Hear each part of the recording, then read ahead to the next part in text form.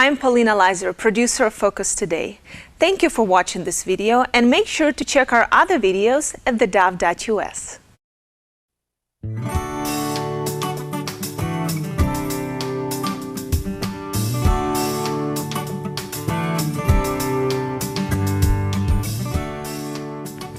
Welcome back. What a delight to have with us today our good friend Dennis Richardson, who's running a very successful campaign in the state of Oregon for Secretary of State, and I think he probably is going to win this thing, and he should. He deserves to, but more importantly, he's more than qualified to do the job. Good to see you. It's good to be with you. How's it going?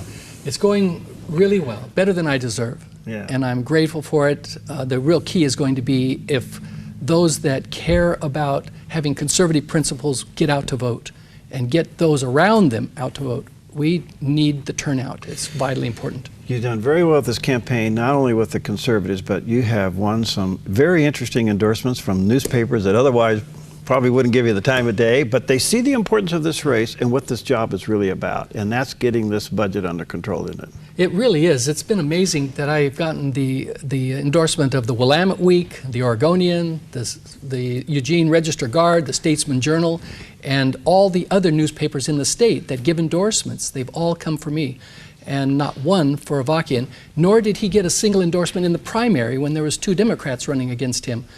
He just has a different attitude. The Oregonian said that we don't need someone with his Hulk-sized ambitions. So that was a fairly telling comment. All right, the Secretary of State's job. This is a big deal. Some will say that your experience in the House, all the years at your House, you, Dennis Richardson, were the budget hawk of all times. You watched every penny. You understood the budgeting process. You sat on those committees. Perhaps the most qualified person to ever run for this position. What is the job of Secretary of State? There's 5 parts to the Secretary of State's job. You're the chief auditor for the state, and it should be run like a GAO, a Government Accountability Office. You have 72 auditors, and you're supposed to ensure that the people's money is well spent. But for far too long, they will avoid the controversial audits because they don't want to, to show what's really going on. Their attitude is, if you don't audit, you can assume that everything's okay. But once you do audit and you find out it's not, now you've got that difficult thing to deal with called the truth. And so we will track the money and audit the Department of Human Services and their foster care division, not just financial audits, but also performance audits. We can't afford to continue to see our children be abused and even starved. The Secretary of State's office also is over the corporations division. And so it should be run like you're rolling out a red carpet for business, attracting businesses to come to Oregon and helping Oregon businesses to expand, because that helps the economy and it provides jobs for Oregon workers. The Secretary of State is over all the elections of the state, and they should be open and fair and transparent and conducted in a way that restores trust by the people. Secretary of State is also over the archives and all public records. So the records need to be available to the people and the media without delaying tactics or high costs for copying expenses and those kinds of things that have been so frequently done in the past. The 5th thing is the Secretary of State is one of 3 members of the Land Board with the governor and the treasurer. And this 3-member board is responsible for managing the natural resources of our state.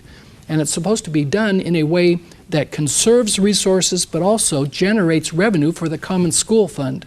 But because of political correctness, it's only been about ignoring the forests especially, and even paying money out instead of getting money in. I want to go to number 2, overseeing growth, corporations and things like that. We got Measure 97 on the ballot. I cannot believe that we can't attract businesses, and if we pass 97 for whatever reason, it's kind of like we're closed for business. How serious is this? It's very true.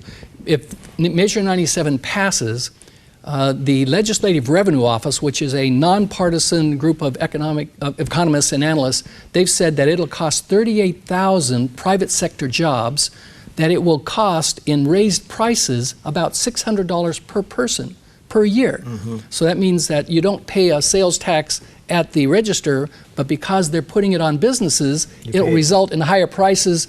And if you're a family of 4, it means $2,400 a year in additional costs that you have to pay out, more than what you'd pay now. So it affects every aspect of our lives. And it will be, like you say, putting a sign on our borders, Oregon closed for business. Why aren't we attracting more business? Is it regulations? What is it? Why aren't we, here we are, the most beautiful state in the union. We've got the infrastructure in some of the key areas. Southern Oregon's got great infrastructure. Bend, Redmond has great infrastructure, Portland metro area, but we're not attracting big businesses. Well, part of it is an attitude. The attitude up in Salem and Portland is that we've got ours, and so we don't want to make it easy for others to come in. And so if you're a business, you come in, one business, they invested $100 million trying to make things happen in Oregon so they could bring a big business in, and they finally just threw in their cards and left because the bureaucracy was so difficult that it was going to be a year or two before they could actually have their plant built and in operations. So it's that kind of a problem. Plus, we don't have anyone who's actually out marketing Oregon. I mean, look at our governors and look at our Secretary of States. They're never people that understand business, that have ever signed the front of a business check and understand how important it is to make things easy for businesses to thrive. And they don't get the relationship between businesses that grow and more jobs being created. When I was in legislature, I organized 10 different trips to China with business leaders and legislators.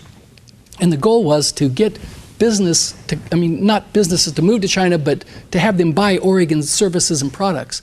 And so we went to China. In fact, I was be on talk radio here and I'd get calls and, why are you dealing with the communists? And I'd say, why are you shopping in Walmart? Because you go there and you're sending our money to China, and I go to China with Oregon business leaders and say, you want to buy American, buy Oregon.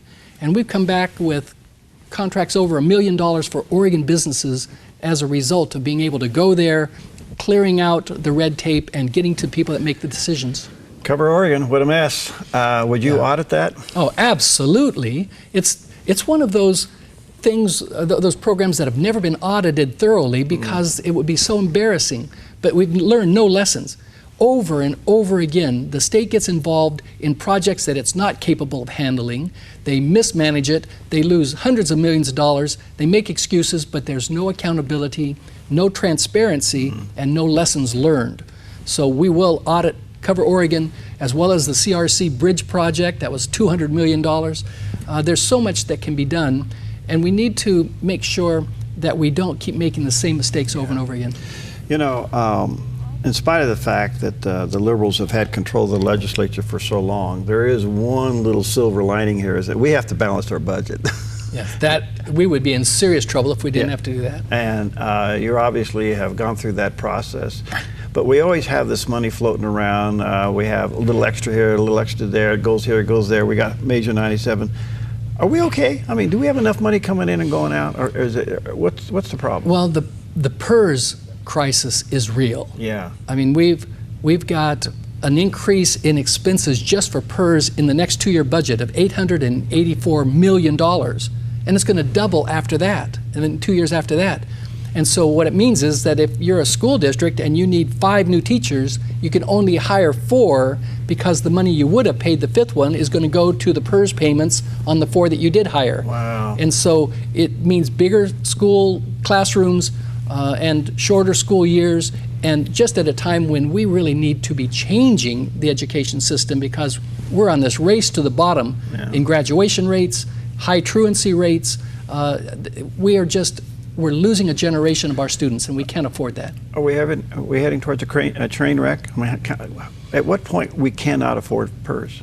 Well, the Supreme Court has been pretty clear that a state can't go bankrupt, that a state has to honor its contracts, and that you either do that by raising taxes or selling assets. And so we have hard decisions that have to be made. It'll be up to the legislature and the governor to make them. But as Secretary of State, I can help stop some of the waste that is taking place to free up that money to help fill the holes. You have any idea how much waste there is in state government right now? 10, No. 5, 10%? I have no idea because it's been hidden so well. Oh. One very experienced auditor said, you don't audit the things that are troublesome because you can assume if it hasn't been audited that things are fine. Yeah. But if you audit, you have to deal with that inconvenient reality of the truth. I mean, that has stuck with me because it's so true. Oh, wow. Dennis Richardson, running for Secretary of State, only a little bit longer, and you'll be, well, in the state of Oregon, you don't pull the lever anymore. You'll be marking the name down. And I want to congratulate you. You've won a very good race. Some say you were born to be Secretary of State before you were to be born to be governor.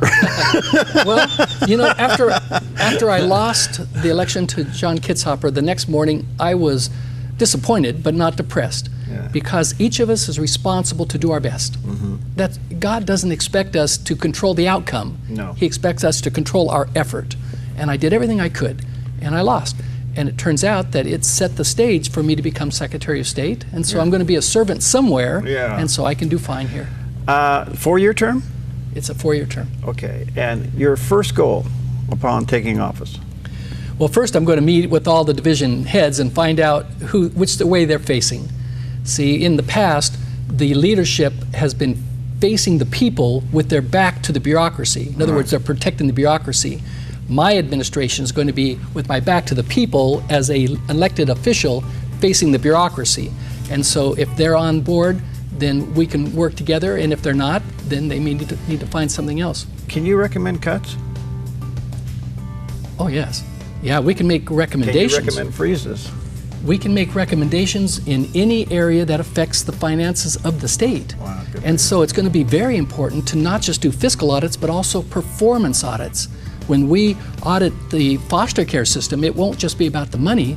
We'll be also searching across the country to find what systems are really working and doing well, so that we can make recommendations to the policymakers as to what changes could be done to make things better for Oregon. Wow, that's great. Congratulations. Keep up the good work. Dennis Richardson, Secretary of State, your website quickly? It's DennisRichardson.com. DennisRichardson.com. Well, you're now a household word in the state. Well, I hope that when people are voting that they say that's the man that we want in Secretary of State's office. All right, DennisRichardson.com. Thanks, Dennis.